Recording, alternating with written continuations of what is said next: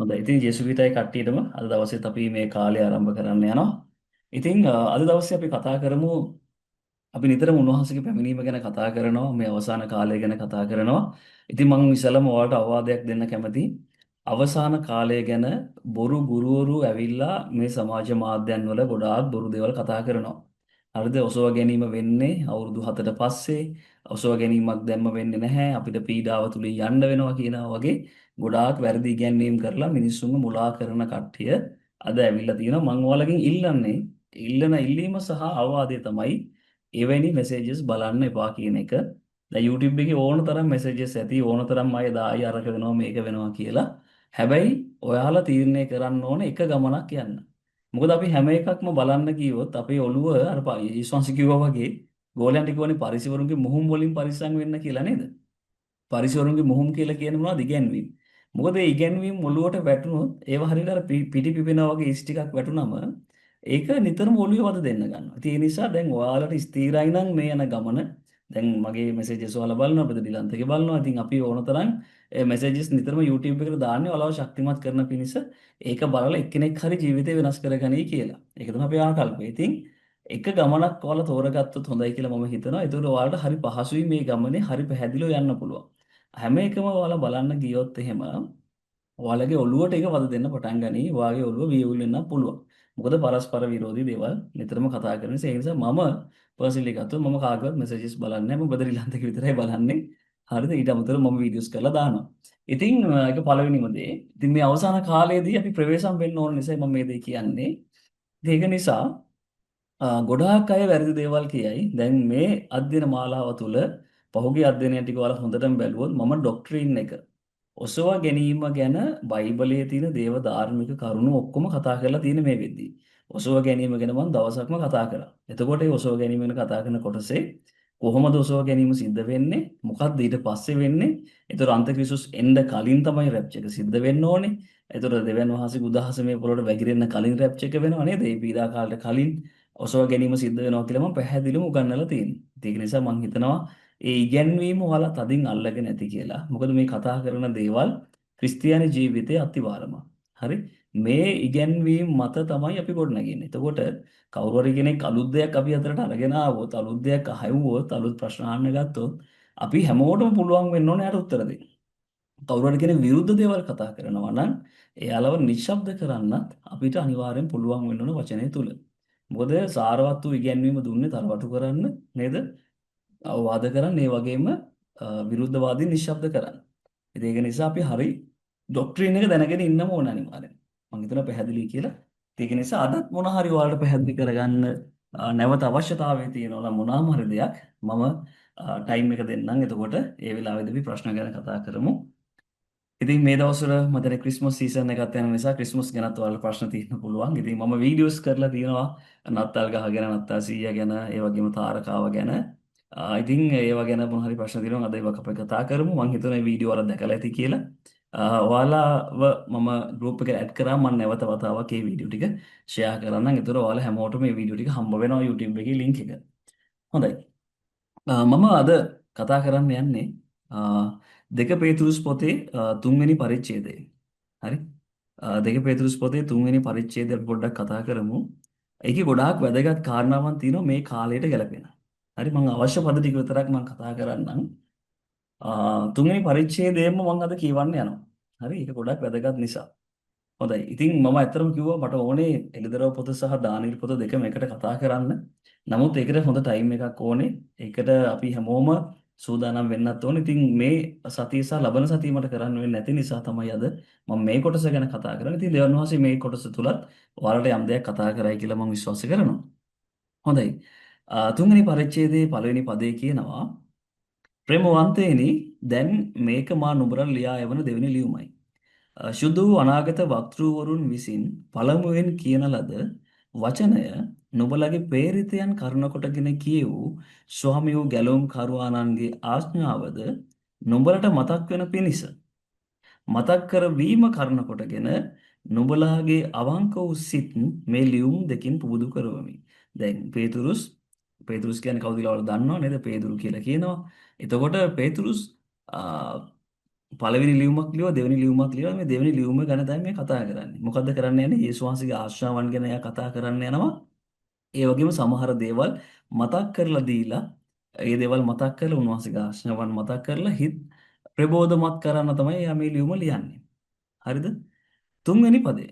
ඒක තමයි කතා කරන්නේ අන්තිම දවස්වලදී තමුන්ගේ තෘෂ්ණා ලෙස හැසිරෙන්නා වූ පියවරුන් සැතපුණු පසු මැවීමේ පටන් ගැන්මේ සිට සියලු දේ තිබුණාක් මෙන් පවතින බැවින් උන්වහන්සේගේ ඊමේ පොරොන්දුව කොතැන්හිදයි සරදම් කරමින් කියන්නා වූ කවටකම්කාරයෝ කවටකම් කරන්නෝ පැමිණෙන්නෝ යයි පළමු කොට දැනගැනිල්ල.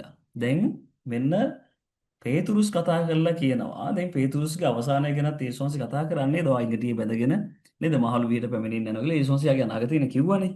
දැන් යේසුස් වහන්සේ නිතරම උන්වහන්සේගේ ඊම ගැන මේ ගෝලයන්ට කතා කරලා තිබ්බා. උන්වහන්සේ ස්වර්ගයට යන වෙලාවේ 500කට වඩා මිනිස්සුયો බලාගෙන ඉන්න වෙලාවෙත් දේවදූතයෝ දෙන්නෙක් කියනවා ඇයි තවත් ඉහළ බලන් ඉන්නේ උන්වහන්සේ ගියා වගේම නැවත එනවා කියලා. එතන ගෝලියෝ ටික හිටියා එතන. දැන් පේතුරුස් මොනවද කියන්නේ? අන්තිම දවස්වල දෙන් ටයිම්ස් වලදී මේ අපි ජීවත් වෙන මේ අන්තිම කාලයේදී තමුන්ගේ තෘෂ්ණාවන් ලෙස හැසිරෙන අය. තමන්ගේ තෘෂ්ණාවන් ලෙස හැසිරෙනවා. තමන්ගේ තෘෂ්ණාවන් දැන් නිකන් හිතන්න මේ ක්‍රිස්මස් සීසන් එකේදී දැන් මිනිස්සයෝ ඇත්තටම දැන් මේ සතුටු වෙන්නේ ප්‍රීති වෙන්නේ ඇත්තටම මේ ජීසස්ගේ උපන්දිනය සමරීමේ ප්‍රීතියද නැත්නම් මේ තමන්ගේ තෘෂ්ණාවන් ටික මේ ලෝකේ තමන්ගේ නේද ශරීරය පිනවන්න ඇස් පිනවන්න නේද ජීවිතයේ අහංකාරකම ඒ දේවල් ඔක්කොම එකතු කරගෙන මේ තමන්ගේ තෘෂ්ණාවන් පිනවන්න නෙමෙයිද මේ උත්සාහ කරන්නේ. දැන් හිතන්න අපි ක්‍රිස්මස් ට්‍රී එකයි ක්‍රිස්මස් මොකද මේ නත්තා සියෝයි අපි අයින් කරානේ. දැන් මේ දේවල් අයින් කරන්න කියලා අපි කතා කරාම මිනිසුන්ට ක්‍රිස්මස් නැහැ. ඇයි දැන් ක්‍රිස්මස් කියන්නේ ওই ටිකට. හරිද ජීසස්ට නෙමෙයි. ජීසස් ගැන මුකුත් කතාවක් නෑ අද. දැන් ওই ටික අයින් කරාම මොකද වෙන්නේ? ඇස්පිනවන්න බැරි වෙනව නේද? තමන්ගේ සතුට නිකන් නැති වෙලා යනවා වගේ. ඒතකොට තමයි හිතන්න පුළුවන් නැවතිලා මෙච්චර කල් මොනවද කරලා තියන්නේ? තමන්ගේ මාංශය නේද? තමන්ගේ තෘෂ්ණාවන් තමයි මේ සම්පූර්ණ කරලා තියෙන්නේ. තමන්ගේ තෘෂ්ණාවනේ. තමන් ශරීරය පිනවන්න ආසයි, පාටි දාන්න ආසයි නේද?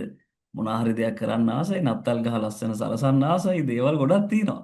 ඒව ටික අයින් කරාම අපි කියනවා අපි ටික හරි ඒ ටික අයින් කළා යේසුස් වහන්සේ උපත සමරන්න කියලා අපි කිව්වොත් මිනිස්සුන්ට ඒක හරි අප්සෙට් නේ අඩුවක් වගේ නේ දෙගණයක් එයාගේ ඒතර එයාට තියෙන ආශාවන් ඔක්කොම නැති වෙලා ගිහිල්ලා වගේ. ඒතර බලන්න මෙච්චර කල් මොන තරම් බොරුවක්ද කරලා තියෙන්නේ. දැන් ජීසස් ගැන කතා කරන්න ඕන කාලෙම ජීසස් නැහැ. හරි නත්තල් ගහ තියෙනවා නත්තල් 100යින ওই ටික තමයි තියෙන්නේ. ඉතින් මිනිස්සු කොච්චර Tamanගේ දැන් මේ දෙවියන් වහන්සේ තුලට ඇවිල්ලත් Tamanගේ තෘෂ්ණා සම්පූර්ණ කරන්න කොච්චර කැමතිද? හරි අර දෙක අයින් කරාම කිසිම සතුටක් නැහැ ගොඩක් අයද. අපි කිව්වම අයින් හරි. අපි සමහර අපෙන් කතා කරලා අහනවා මොකද්ද කරන්න ඕනේ? මොකද්ද නෙමෙයි. කරන්න ඕන දේ කියලා තියෙන්නේ. ඉතින් ඒක කරන්න කියලා කිව්වම ඒක හරි දරා ගන්න බෑ හරි අඩුවක්. Tamanගේ සතුට නිකන් නැති වෙලා යනවා. ඒතර බලන්න සැබෑ අරුත කොහෙද තියෙන්නේ? අද කාලේ මිනිස්සු කොතනද ඉන්නේ කියලා නිකන් හිතලා බලන්න. අපි කොච්චර වෙනස් වෙන්න ඕනද? අපේ ආකල්ප කොච්චර වෙනස් වෙන්න ඕනද කියලා නිකන් හිතලා බලන්න. ඉතින් මේ අවසාන කාලේදී මිනිස්සු තමන්ගේ තෘෂ්ණාවන් ලෙස හැසිරෙනවා කියලා පේතුරුස් මීට අවුරුදු 1900 විතර කලින් තියෙනවා. ඒ විතරක් නෙමෙයි. පියවරුන් සැතපුණු පසු මැවීමේ පටන් ගැනීම සිට සියලු දේ තිබුණු බැවින් තිබෙන බැවින්. ඒ කියන්නේ තිබුණාක් මෙන්ම තිබෙන බැවින් උන්වහන්සේගේ ඊමේ පොරොන්දුව කොතැන්හිදයි සරදම් කරමින් කියන්නා වූ කවටකම්කාරයෝ පැමිණෙන්නෝයයි පළමු කොට දැනගන්න. මෙන්න කවටකම් කරන විහිළු කරන දැන් ඔය දකින්න ඇතිනේ සමහර වීඩියෝස් දානවා සමහර අය විහිළු කරන කෝ ජේසුස් වහන්සේ එනවා කිව්වා තාම ආවේ නැහැ. අවුරුදු ගාණක් කියන එනකොට තාම ආවේ නැහැ. කවටකම් කරන. හරි සරදම් කරන අය ඉන්නවා. මම ඔයාලට එකක් කියන්නම්. දෙවියන් වහන්සේලා සරදම් කරන්න කිසිවෙක්ට බෑ. කවුරු හරි කෙනෙක් අපිට නෙමෙයි සරදම් කරන්නේ. සරදම් කරන දෙවියන් වහන්සේට. දෙවියන් වහන්සේට සරදම් කරන කෙනාට දෙවියන් වහන්සේ උත්තර දෙන්න යනවා. ඒක නිසා මේ කවටකම් කාර්යෝ මේ ලෝකෙට ඇවිල්ලා තියෙන නිසායි මම කියන්නේ ඒ වගේ අයගේ දේවල් බලන්නවත් කාලය වැය කරන්න එපා, අහුවෙන්නත් එපා, පරිස්සම් වෙන්න කියලා. හරිද? මේ කාලේ ලක්ෂණයක් ඒක. පස්වෙනි පදේ.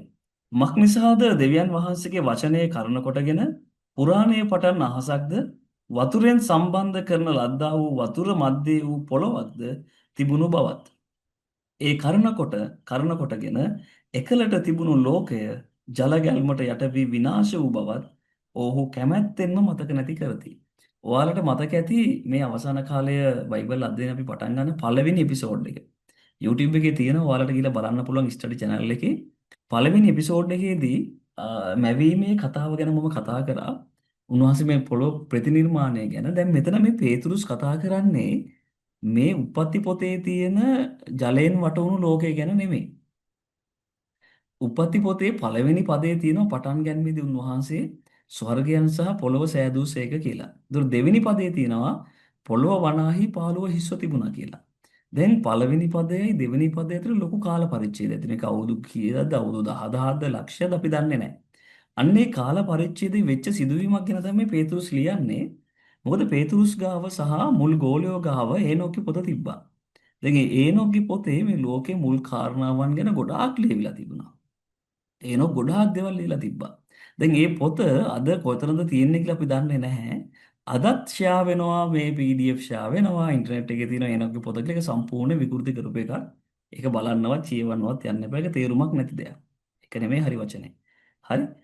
දැන් මේ ඒනොක්ගේ පොතේ කොටසකුත් එක්ක තමයි මේ පේතුරුස් කතා කරන්නේ. මොකද්ද කියන්නේ? පුරාණයේ පටන් දෙවියන් වහන්සේගේ වචනය කරන කොටන පුරාණයේ පටන් අහසක්ද වතුරෙන් සම්බන්ධ කරන ලද්දා වූ වතුර මැද වූ පොළවක්ද තිබුණා. දැන් මේ කතා කරන්නේ ඩයිනෝසර්ස්ලා හිටපු කාලය ගැන. මේ පොළොවේ ඩයිනෝසර්ස්ලා හිටියා. දෙවියන් වහන්සේ මැවීමක් කරලා තිබ්බා. එතකොටත් අර උපත්ති පොතේ කියන වගේ ජලය ජලයෙන් වෙන් කරලා නේද මුහුද හැදෙන සලසලා ගොඩබිම් මතුවෙන සලසලා පොළොව වටේටම ජල ස්තරයක් තිබ්බා. දැන් මේ කතා කරන්නේ ජල මැදේ තිබ්බේ ලෝකය ගැන. හරි ජලයෙන් වටවුණු ලෝකයක් තිබුණා. ඒ ලෝකය මොකද කියන්නේ ජල ගැල්මක් කරන කොටගෙන යට වී විනාශ වූ බවත් ඔහු කැමැත්තෙන් මතක නැති කරනවා කියලා කියනවා. දැන් ඒ කාලේ තිබ්බ ලෝකය දෙවියන් වහන්සේ මොකද කරේ? අර ලුසිෆර් පොළොවට දාපු වෙලාවේ දෙවියන් වහන්සේ ඒ කාලේ තිබ්බ ඉර පෘථිවියෙන් අයින් කරා. එතකොට ඒ ජල මැදේ තිබ්බ පෘථිවිය කෙලින්ම ජලයෙන් ක්ෂණිකවම යට වුණා. යට වුණා විතරක් නෙමෙයි ඉර අයින් කරපු නිසා තනිකරම අයිස් බවට පත් වුණා. ඉතින් ඩයිනෝසර්ස්ලා විනාශ වුණේ ක්ෂණිකව ඒ විදිහට. දැන් අදටත් විද්‍යාඥයෝ හොයාගන්නවා සමහර ඩයිනෝසර් පොසිල හොයාගනිද්දී එයාලගේ කියන්නේ කටේ කෑමක් තියෙනවානේ. ඒ කෑමත් එක්කම තමයි එයාලා අයිස් වෙලා තියෙන්නේ. හරි. ඒ කෑමත් එක්කම තමයි එයාලා විනාශ වෙලා තියෙන්නේ. ඒක ක්ෂණිකව වෙච්ච දෙයක් එතකොට. ඉතින් ඒක තමයි සිද්ධ වුණේ. ඉතින් ඒ විනාශ වෙලා තිබ්බ ලෝකයේ අන්ධකාරයෙන් පාළුව තිබ්බ ලෝකයේ තමයි උප්පත්ති පොතේදී දෙවියන් වහන්සේ නැවත ආලෝකයේ වේවා කියද්දී ඒ ජලයේ දිය වෙන්නේ ඊට පස්සේ ජලයෙන් ජලය වෙන් කරලා නැවත උන්වහන්සේ ලෝකේ ප්‍රතිනිර්මාණය කරන්නේ. මම හිතන එක පැහැදිලි. ඉතින් ඒක ගැන තමයි පේතුරුස් කතා කරන්නේ. හරිද? ඊට පස්සේ හත්වෙනි පදේ කියනවා නමුත් දැන් පවතින අහසද පොළවද එම වචනයෙන් විනිශ්චයත් අභක්තිකයන්ගේ විනාශයේ දවස දක්වා ඉතුරු කරනු ලැබ ගින්නෙන් දැවීමට දවා තිබේ. දැන් ඔයාලට හොඳටම පැහැදිලි කලින් පදේ කතා කරේ නෝවගේ ජල ගැල්ම ගැන නෙමෙයි කියලා. මොකද නෝවගේ ජල ගැල්මේදී 8 දිනක් බේරුණා. ඒ ගැන කිසිම සඳහනක් පේතුරුස් කතා කරන්නේ නැහැ. පේතුරුස් කතා කරන්නේ ඊට කලින් තිබ්බ කියන්නේ වාතාවරණය ගැන තමයි කතා කරන්නේ. ඒ විතරක් නෙමෙයි දෙවියන් වහන්සේ නෝවගේ ජල ගැල්මෙන් පස්සේ ජලයෙන් නැවත ලෝකේ විනාශ කරන්නේ නැහැ කියලා දෙවියන් වහන්සේ කිව්වා. පැහැදිලිවම ඊළඟ වතාවේ මේ පෘථුවිය උන්වහන්සේ විනාශ කරලා දාන්නේ ගින්නෙන්. ඉතින් ඒක පේතුරුස් පැහැදිලිවම කතා කරලා කියනවා. මොකද දැන් පවතින අහස සහ පොළොව එම වචනෙන් විනිශ්චයේත් අභක්තිකයන්ගේ විනාශයේ දවස දක්වා ඉතුරු කරනු ලැබ ගින්නෙන් දැවීමට තබා තිබේ. අවසාන විනිශ්චය දවසේදී අපි දකිනවා එළිදර පොතේ කතා කරනවා පළමු අහසත් පළමු පොළවත් පහව ගියේ. මෙන්න සියල්ල අලුත් වී තිබේ. ඒ කියන්නේ උන්වහන්සේ නැවත අලුත් පොළොවක් හදනවානේ. පළමු අහසත් පළමු පොළොවත් නැවත ස්ථානයක් හම්බ වෙන්නේ නැහැ. උන්වහන්සේ නැවත අලුත් පොළොවක් සහ අලුත් අහසක් හදන්න යනවා කියලා තමයි කියන්නේ. ඉතින් ඒතකොට පේතුරුස් පැහැදිලිවම කියනවා නැවත වතාවක් ඊළඟ වතාවේ උන්වහන්සේ මුළු පොළොවම විනාශ කරන්න ගින්නෙන් දවා දැමීමට තියලා තියෙනවා. හරි 8 වෙනි පදේ. නමුත් ප්‍රේමවන්තයනි ස්වාමින් වහන්සේට එක දවසක් අවුරුදු දහසක් මෙන්ය අවුරුදු දහසක් එක දවසක් මෙන්ය යන මේ කාරණය මතක නැති නොකරල්ලා. දැන් මොකද්ද මෙතන පේතුරුස් කියන්නේ? දැන් මේක ගොඩාක් අය විවිධ ආකාරයට අර්ථකථනය කරන. පළවෙනියටම කියනවා ස්වාමින් වහන්සේට එක දවසක් අවුරුදු 1000ක්. ස්වර්ගයේ එක දවසක් පොළවේ අවුරුදු 1000ක් කියලා පේතුරුස් කියනවා. ඒ විතරක් නෙමෙයි අවුරුදු දහසක් එක දවසක් යන එක දවසක් මෙන්න යන මේ කාරණේ මතක නැති නොකරලා. එක දවසක් අවුරුදු 1000ක් වගේ දැනෙනවා. ඒ වගේම අවුරුදු 1000ක් එක දවසක් මෙන්න යන කාරණාව. ඉතින් මෙතන පේතරුස් කතා කරන්නේ උන්වහන්සේ කාලයට සීමා වෙන්නේ නැහැ කියන එක. උන්වහන්සේට හරියට ස්වර්ගයේ එක දවසක් නිකන් පොළොවේ අවුරුදු 1000ක් ගියා වගේ. හරි? ඒතර පොළොවේ අවුරුදු 1000ක් උන්වහන්සේට එක දවසක් වගේ. හරි? ඒක තමයි උන්වහන්සේ ඒ කියන්නේ උන්වහන්සේ දැනෙන විදිය. ඒ කියන්නේ උන්වහන්සේට ඇත්තටම කාලය දැනෙන්නේ නැහැ. මොකද උන්වහන්සේ තමයි කාලය නිර්මාණය කරේ. කාලයට පිටින් තමයි ඉන්නේ උන්වහන්සේ. පැහැදිලිද මං කියන දේ? හරි? එක දවසක් උන්වහන්සේ අවුරුදු 1000ක් වගේ අවුරුදු 1000ක් උන්වහන්සේට එක දවසක් වගේ කියලා තමයි පේතරුස් කතා කරන්නේ. ඉතින් ඒක නිසා උන්වහන්සේ කාලය කියන එක උන්වහන්සේගේ ඇස් ඉදිරියේ දාවිත් රජතුමා කියන මිනිස්සෙක් උපරිම ජීවිතුන් අවුරුදු 80යි කියලා එයා කතා කරලා එයා කියනවා. ඒක හරියට උන්වහන්සේ ඉදිරියේ නිකන් ඊටාම ෂණයකින් කියන්නේ හරියට මේ තනාග තියෙන පිළිබිඳුවක් වගේනේ ඉරේලි වැටෙනකොට පස්සේ ඒක නැති වෙලා යනවා. යාකෝබ් කියන එක මීදුමක් වගේ කියලා. පෙනී නොපෙනී යන මීදුමක් කියලා. මොකද දෙවියන් වහන්සේ ඉදිරියේ මේ අපේ ජීවිතයේ අවුරුදු ඊටාම ඉක්මනින් ගෙවිලා යනවා. හරි? ඊටාම ඉක්මනින් අපේ කතාව අවසන් වෙනවා. අපි මේ කතාව කොහොමද අවසන් කරන්නේ? ඒක තමයි වැදගත් වෙන්නේ. ඒක නිසා උන්වහන්සේට කාලයට සීමා වෙන්නේ නැති නිසා උන්වහන්සේට කාලය කියන දේ දැනෙන්නේ නැහැ. උන්වහන්සේ කාලයට එළියෙන් ඉන්න නිසා ඊටාම ඉක්මනින් සියල්ල සිද්ධ වෙන්න යනවා. හරිද? ඊටාම ඉක්මනින් මේ වෙද්දි අවුරුදු 2000ක් ගිහිලා තිබ්බොත් උන්වහන්සේට හරියට දවස් දෙකක් වගේ තමයි. හරි ඒක විදිහට උන්වහන්සේට දැනෙන්නේ. මොකද මේක ඊටාම ඉක්මනින් ගිහිල්ලා. හරි? නවවෙනි පදේ කියනවා ප්‍රමාදයයි සමහරුන් සලකන හැටියට ස්වාමින් වහන්සේ Tamanගේ පොරොන්දුව ගැන ප්‍රමාද නොවනසේක. ගොඩාක් අය හිතන් ඉන්නවා ප්‍රමාදයි කියලා. දැන් පේතුරුස් ඉන්න කාලේ තමයි පේතුරුස් මේක ලියන්නේ. ඒතර ඒ කාලෙත් මිනිස්සු බලන් හිටියද නැද්ද උන්වහන්සේ ඉනවද නැද්ද කියලා. බලාගෙන හිටියා. ඒක නිසා ප්‍රමාදයි කියලා හිතුවට උන්වහන්සේ ප්‍රමාද වෙන්නේ නැහැ කියලා පේතුරුස් කියනවා. ඒ විතරක් නෙමෙයි නමුත් සියල්ලන්ම පසුතැවිලි වෙනවට මිස කිසිවෙක් විනාශ වෙනවට උන්වහන්සේ නොකමැතිව නොබලා කෙරෙහි බොහෝ කල් ඉවසනසේක. මෙන්න උන්වහන්සේ ප්‍රමාද වෙනවා නම් ප්‍රමාද වෙන්න හේතුව. ප්‍රමාද වෙන්න හේතුව තමයි උන්වහන්සේ ඔසුව ගැනීමේදී අරගෙන යන ගණන සම්පූර්ණ වෙන්න ඕනේ. ඒ ගණන සම්පූර්ණ වෙන්න නම් මිනිස්සු මොකද කරන්න ඕනේ? පසුතැවිලි වෙන්න ඕනේ. මොකද උන්වහන්සේ කැමති නෑ කිසිවෙක් විනාශ වෙනවට. එහෙනම් උන්වහන්සේ බොහෝ කල් ඉවසනවා මේ ගණන සම්පූර්ණ වෙනකන්. එහෙත් ස්වාමින් වහන්සේගේ දවස එහෙත් සොරිකුමෙන් ස්වාමින් වහන්සේගේ දවස පැමිණෙන්නේ. මෙන්න උන්වහන්සේගේ දවස පැමිණෙන්නේ යනවා සොරෙක් වගේ. අපි දිනය, පැය, වේලාව දන්නේ නැති නිසා, සොරා කොයි යාමේ එයිද කියලා අපි දන්නේ නැති නිසා, සොරා එද්දී අපි සූදානම් වෙලා ඉන්න ඕනේ. සොරා එනකොට අපිට සොරාව හම්බ වෙන්න ඕනේ. ඒකයි නිතරම සූදානම් වූ සෙනගක් කියලා අපි කතා කරන්නේ. හරි? ඒ දවසේදී අහස මහත් ഘോഷාවකින් පහවන්නේය. මහා භූතයෝද තද ඌෂ්ණයේ නාස්ති වී යන්නෝය. පොළවද එහි කර්මාන්ත දාලා යන්නේ. දැන් මේ ඒ දවස කියලා කතා කරන්නේ මොකද්ද? දැන් ඒකත් මම පැහැදිලි කරලා දෙන්නම්. දැන් උන්වහන්සේගේ දවස සොරිකුමෙන් එනවා කියලා කිව්වා. දැන් ස්වාමින් වහන්සේගේ දවස කියද්දී උන්වහන්සේගේ දවස් තුනක් තියෙනවා. එකක් තමයි උන්වහන්සේ මාංශාකාරයෙන් මීට අවුරුදු 2000කට කලින් මේ පොළොවට ආවා. ඊට පස්සේ ඔසව ගැනීම ඊට පස්සේ අවුරුදු 7 අවසානයේදී උන්වහන්සේ මේ පොළොවට ඇවිල්ලා අවුරුදු 1000ක් මේ පොළොව රාජ්‍ය පාලනය කරන්න යන කාලේ. ඒතර මේ සොරිකුමෙන් එන දවස කියලා කියන්නේ රැප්චර් එක ගැන. දැන් ඊළඟ පදේ කතා කරන්නේ රැප්චර් එක ගැන නෙමෙයි. ඒ දවසේදී කියලා කියන්නේ මොන දවසද? ඒක තමයි ගොඩක් වැදගත්. දැන් මේක ගොඩාක් මේ අය පටලවන්නේ මෙන්න මේ වගේ තැන්. මොකද අපි හොඳට මේ ඩොක්ට්‍රින් එක දැනගෙන හිටියේ නැති වුණොත් තමයි අපිත් සමහර වෙලාවට වැරදි ඉගැන්වීම් වලට අහු වෙන්න යන්නේ. හරි? ඉතින් ඒක නිසා මොකද්ද මේ දවස? ඒ දවසේදී මොනවද සිද්ධ වෙන්නේ කියලා බලන්න. ඒ දවසේදී මොනවද වෙන්නේ යන්නේ? අහස මහත් ഘോഷාවකින් පහ වෙනවා. හරි මහා භූතයද තද උෂ්ණෙන් නාස්ති වී යනවා. ඒ කියන්නේ පොළොවේ ඇතුළේ තියෙන ගිනි කඳු නේද? ඒ වගේ දේවල්. එතකොට පොළොව දෙහි කර්මාන්ත දාලා යනවා. දැන් බලමු මේ දවසේ මොන වගේද දැන් මම එළිදරම් පොතෙන් පෙන්නන්නම් මේ දවස ගැන. ඒ දවස තමයි විනිශ්චය දවස. මෙතන පේතුරුස් මේ කතා කරන්නේ විනිශ්චය දවස. බලන්න එළිදරම් 20:11. එළිදරම් 20:11 මොකද්ද කතා කරන්නේ? එළිදරම් 20:11 කියනවා තවද මහත් සුදු සිංහාසනයේ දෙහි වැඩහුන් තනන් වහන්සේද දුටිමි. උන්වහන්සේගේ අභිමුඛයෙන් අහසත් පොළොවත් පලා ගියේය. දැන් මේ ඒක නේද පේතුරුස් කියන්නේ. ඒවට ස්ථානය සම්බුණු වුණේ කියලා තියෙනවා. ඒතර මේ දවසේ තමයි විනිශ්චය දවසේදී තමයි මේ අහස පොළොව උන්වහන්සේ අයින් කරන්නේ ගින්නෙන් උන්වහන්සේ විනාශ කරන්න යන්නේ. ඒක තමයි සිද්ධ වෙන්න යන්නේ. හරි? ඒක තමයි සිද්ධ වෙන්න යන්නේ. ඉතින් ඒක නිසා මේ කතා කරන මේ දවස තමයි අවසාන විනිශ්චය දවස. ඊට කලින් එයා කතා කරේ පේතුරුස් කතා කරේ ඔසවා ගැනීම ගැන. උන්වහන්සේගේ පැමිණීම ගැන. හරි? ඉතින් බලමු 11 වෙනි පදයට මොකද්ද කියන්නේ? මේ සියල්ල මෙසේ නාස්ති වෙන්න තිබෙන බැවින් නුඹලා දෙවියන් වහන්සේගේ දවස පැමිණීම බලා සිටමින්ද ඒ ගැන උනන්දුව ක්‍රියා කරමින්ද සියලු ආකාර ශුද්ධ වූ හැසිරීමෙහිත් භක්තිවන්තකමෙහිත් කොයි ආකාර අයවලු සිටින්න ඕනෑද?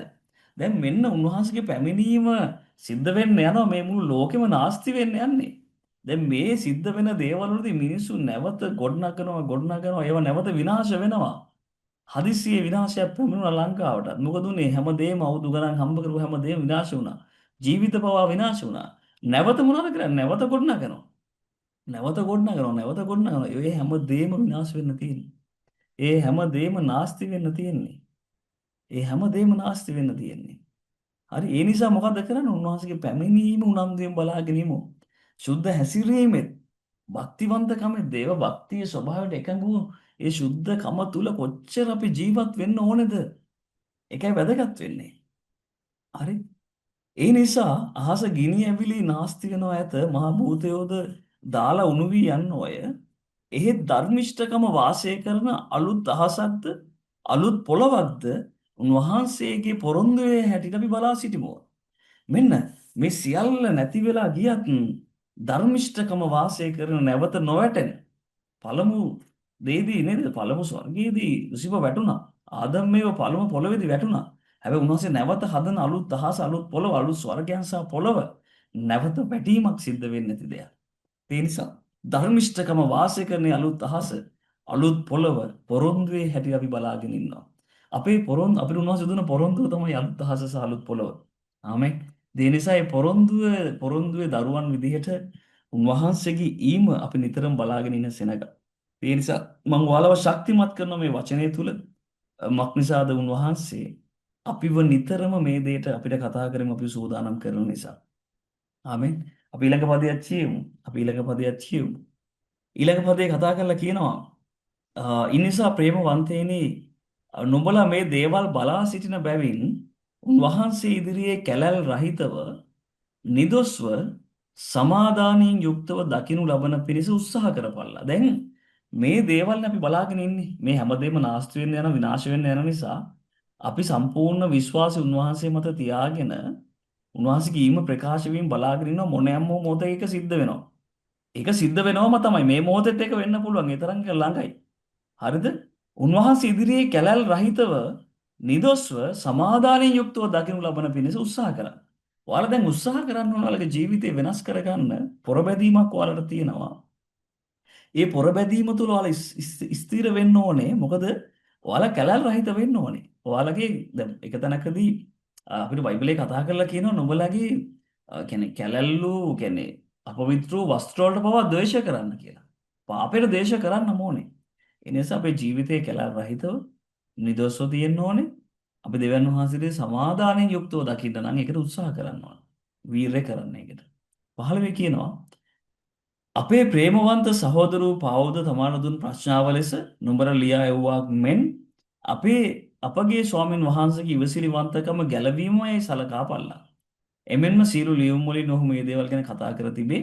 එහි තේරුම් ගන්න අමාරු සමහර දේ තිබේ. නමුත් අස්තීර වූ තැනැත්තෝ අන් ලීවිලිමින් ඒවා Tamanගේ විනාශයට ඒවත් පෙරළති. එබැවින් ප්‍රේමවන්තයනි නුඹලා මේ දේවල් කලින් දැනගෙන සිටින බැවින් දුෂ්ටයන්ගේ මුලාවෙන් ඇදී ගොස් නුඹලාගේම ස්ථිරභාවයෙන් නොවැටෙන පිණිස පරිස්සම් වෙලා. මෙන්න මම කලින් දුන්න අවවාදයෙන් පේතෘස් මතක් කරනවා. මොකද්ද? දුෂ්ටයන්ගේ මුලාවෙන් ඇදිලා ගිහිල්ලා ස්ථිරභාවයෙන් නොවැටෙන පිණිස පරිස්සම් වෙලා. අද ගොඩාක් අය තමන්ගේ ස්ථිරභාවයන් වලින් වැටිලා යන්නේ වැරදි ඉගැන්වීම් වලට අහු වෙලා ගිහිල්ලා. ඉගැන්වීම තමයි මූලික. ඒ නිසා අපේ චර්ච් එක තුලත් නේද සමහර අය ඉඳලා තියෙනවා සමහර අය ගිහිල්ලා තියෙනවා. මොකද ඉගැන්වීමට එකඟ නැති නිසා. ඔයාලා මෙතනට එකතු වුණේ මේ ඉගැන්වීමට එකඟ නිසා. මම එකයි කිව්වේ වැරදි ඉගැන්වීම් බලලා ඒ වගේන් වැටෙන්න එපා. අපරාධය මොනොත් මේ ආපු ගමන මගදී හලා ගන්න එපා. මගදී හැරෙන්න එපා. මේක අවසන් කරන්න. අපරාධයක් වෙන්න එහෙම නෙමුත් එහෙම. මාර්ගයේ මග හැරෙන්න පුළුවන්. පටු මාර්ගයේ මිස් වෙන්න පුළුවන් එහෙම වුණොත්. ඒ නිසා ප්‍රවේශම් වෙන්න, පරිස්සම් වෙන්න කියලා කියන්නේ. 18 කියනවා එහෙත් අපගේ ස්වාමීව ගැලවුම්කාර වූ යේසුස් ක්‍රිස්තුස් වහන්සේගේ කරුණාවෙහිද උන්වහන්සේගේ දැනගැන්මෙහිද වර්ධනය වෙයල්ලා දැනටත් සදා කාලෙටත් උන්වහන්සේට ගෞරව වේවා මේ අපිට කියනවා වර්ධනය වෙන්න, මැචුව වෙන්න කියලා. එහෙනම් අපි නිතරම මේ කතා බහ තුලත් කරන්නේ වර්ධනය වෙන එක. අපි ප්‍රශ්න ගැන කතා කරන්නේත් වර්ධනය වෙන පිණිස. ඉතින් ඔයාලගේ ජීවිත උන්වහන්සේ ඉදිරියේ වර්ධනය වෙන එක තරම් ප්‍රීතියක් මටත් නැහැ. මොකද උන්වහන්සේ පැහැදිලිවම අපිට කතා කරනවා. ශුද්ධාත්මන් වහන්සේ පැහැදිලිවම අපිට මඟ පෙන්වනවා මේ ගමන යන පිණිස. උන්වහන්සේ කරුණාව බලවත්ව අපි මැද්දේ තිබෙනවා. ආමෙන්. ඒ ජීවමාන දෙවියන් වහන්සේ අපි සමග ඊටාම කිට්ටුවෙන් ක්‍රියා කරනවා. උන්වහන්සේගේ ආත්මයන් වහන්සේ අපිට මඟ පෙන්වන සියලු සත්‍ය කළා. ඉතින් මගේ සහෝදරය සහෝදරිය මම ඔබගෙන් ඉල්ලන්නේ එක ගමනක් තෝරගන්න මේ යන ගමන ඔබට ස්ථිරයි කියලා ඔබට විශ්වාස නම් ඒ ඇදහිල්ල තුල වල පිහිටා ඉන්න ඕනේ. මේක තුල ඔයාගේ ජීවිතය වෙනස් කරගෙන මේ ඉගැන්වීම තුලම ගමන් කරන්න මේක තව අයට කතා කරන්න ඕනේ. මොකද අද ගොඩාක් බොරු ගුරුවරු ඉන්නවා යේසුස් වහන්සේ තමන්ගේ දෙවියන් වහන්සේයි කියමින් ඒ නාමයෙන් ඇවිල්ලා මිනිසුන්ව සල්ලි මංකොල්ල කනවා, රත්තරන් බඩු මංකොල්ල කනවා. නේද? දසෙන් කොටස් ගැන කතා කරමින් මිනිසුන්ව මුලා කරලා බය කරලා තමන්ගේ යැපීම මත විතරක් ඒ දේවල් කරගෙන යනවා. හරි. අද කාලේ සතුරු සිතින් දීමක් ගැන කතා කරන්නේ නැහැ. දැන් බයිබලයේ තියෙනවා සතුරු සිතින් දෙන්නට දෙවියන් වහන්සේ ආශිර්වාද කරන්න කියලා. වතුරු වීදුරුවක් දුන්නත් නේද? ඒකේ විපාකේ නැති වෙන්නේ නැහැ කියලා යේසුස් වහන්සේ කිව්වේ සතුටෙන් දෙන්න දෙයි. අද එහෙම නෙවෙයි. අද මිනිස්සුන්ගේ බිස්නස් එකක් කරගෙන මිනිස්සුන්ව මුලා කරලා තියෙන. ඒ වගේම උන්වහන්සේගේ ඊම කවද්ද සිද්ධ වෙන්නේ කියලා කවටකම් කරන, සරදම් කරන කවටකම්කාරයෝ ලෝකෙට ඇවිල්ලා තියෙනවා. හරි බොරු ගුරුවරු ඇවිල්ලා තියෙනවා. වචනේ පෙරලන අය ඇවිල්ලා තියෙනවා. ඒක නිසා ස්ථීර භාවයෙන් නොවැටෙන පිණිස පරිස්සම් වෙන්න. ඒකයි පණිවිඩය. ඒ නිසා මේ කාලෙදී ඔයාලා මේ හරි ඉගැන්වීම මම YouTube එකටත් මේක දාන්නේ. මේ හරි විගැන්වීම තුළ ඔයාලා ස්ථීරවම පිහිටා සිටින්න ඕනේ. මොකද මේක ඊටාම තීරණාත්මක කාලයක්. ඔයාගේ ඔටුන්න උදුර ගන්න කාටවත් දෙන්න එපා. ඔටුන්න තදින් අල්ල ගන්න. ඔයාලා මෙච්චර කල් ඉගෙනගත් ඉගැන්වීම තුළ ස්ථිර වෙන්න. ලෝකයේ සෙලවෙයි. ලෝකෙට මීට වඩා තව බලවත් දේ සිද්ධ වෙන්න යන බව අපි කලින් කතා කරා. ඒක අමුතුවෙන් කියන්න ඕනේ නැහැ. නේද? තව ඉදිරිය තව භයානකයි. අපි කතා කරා මහා පීඩාවන් ගැන මොන වගේ දෙයක්ද මේ ලෝකෙට වෙන්නේ යන්නේ කියලා අපි කියෙව්වා. ඉතින් හිතන්න මේ ගොඩනගන දේවල් නැවත විනාශ වෙනවා. හරි මේ ලෝකේ බලාපොරොත්තු කොච්චර ගොඩනගා ගත්තත් ඒවා නැති වෙලා යනවා. නැති නොවන එකම සදාකාලික බලාපොරොත්තුව ජීවමාන යේසුස් ක්‍රිස්තුස් වහන්සේත් එක්ක සදාකාල ජීවනයයි. ආමෙන්. ඒකයි සිද්ධ වෙන්න ඕනේ. ඉතින් මම විශ්වාස කරනවා අද දවසේ අපි ටික වෙලාවක් කතා කරා. මම විශ්වාස කරනවා අද දවසේ දෙවියන් වහන්සේම ඔයාලට කතා කරන්න ඇති අනිවාර්යෙන්ම. ඉතින් මම මේ වෙලාවේදී ඔයාලට අවස්ථාව දෙනවා අපිට 10 වෙනකන් අද කරන්න පුළුවන්.